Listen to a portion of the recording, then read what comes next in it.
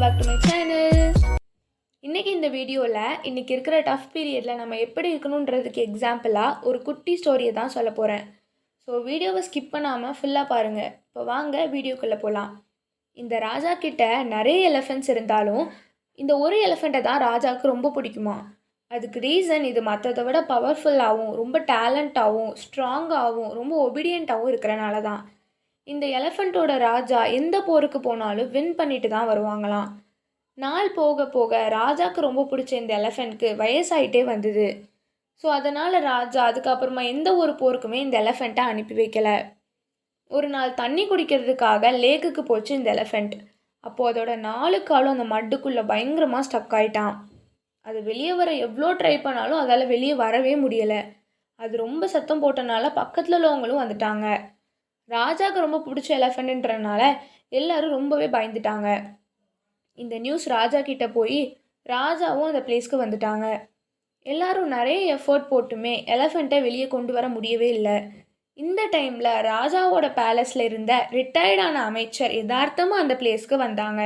இதையெல்லாம் பார்த்த அமைச்சர் சிச்சுவேஷனை புரிஞ்சுக்கிட்டு ராஜா கிட்ட ஒரு ஐடியா சொன்னாங்க. ராஜாவும் இந்த ஐடியாவுக்கு ஓகே சொல்லிட்டாங்க. அது என்ன ஐடியானா, போருக்கு போகும்போது அடிப்பாங்கல்ல அந்த ட்ரம்ஸை லேக்கை சுற்றி நின்று அடிக்கணுன்றது தான். ட்ரம்ஸ் அடிக்க ஸ்டார்ட் பண்ண உடனே அந்த எலிஃபெண்ட்டோட பிஹேவியரில் ஒரு சேஞ்ச் இருந்தது. அதுவாகவே அதை மெதுவாக புல் பண்ணி வெளியவும் வந்துட்டு. இதை பார்த்த எல்லாரும் ஷாக் ஆகிட்டாங்க. இது வயசான எலிஃபெண்ட்டுன்றனால ஃபிசிக்கல் ஸ்ட்ரென்த்தும் கிடையாது. ஸோ அந்த இடத்துல எந்த ஒரு எஃபோர்ட்டுமே வேலை செய்யலை. அந்த எலிஃபெண்ட்டுக்கு தேவைப்பட்டது எல்லாம் உற்சாகம் தான்.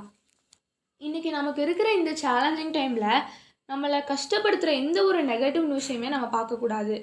நம்மளை சுற்றி அது தவிர நிறைய ஹாப்பினஸ் இருக்குது. ஸோ நம்ம அதில் தான் கான்சென்ட்ரேட் பண்ணணும். ஒவ்வொருத்தரையும் பார்க்கும்போது அவங்களெல்லாம் விட நம்ம இந்த அளவுக்கு ஹெல்த்தியாக இருக்கிறோமே அப்படின்னு நினச்சி அதை நம்ம செலிப்ரேட் பண்ணணும். ஸோ நம்மளால் முடிஞ்ச அளவுக்கு ஃபேமிலி கூட ஹாப்பியாக இருப்போம். அவ்வளோ பெரிய எலிஃபெண்ட்டாலேயே அதையே புல் பண்ணி வெளியே வரும்போது நம்மளாலேயும் முடியும். ஸோ அதுக்கு நம்ம பண்ண வேண்டியதெல்லாம் எவ்வளோ பெரிய ப்ராப்ளம் வந்தாலும் நம்மளால் முடிஞ்ச அளவுக்கு நம்மளும் என்த்துவாக இருக்கணும், மற்றவங்களையும் என்த்துவாக வச்சுக்கணும்.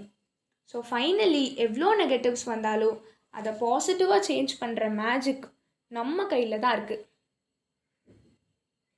இந்த வீடியோ உங்களுக்கு பிடிச்சிருந்ததுன்னா என்னோடய சேனலுக்கு லைக் பண்ணுங்கள், ஷேர் பண்ணுங்கள், சப்ஸ்கிரைப் பண்ணுங்கள். இதே மாதிரி இன்னொரு இன்ஃபர்மேஷனோடு உங்களை நான் நெக்ஸ்ட் வீடியோவில் மீட் பண்ணுறேன்.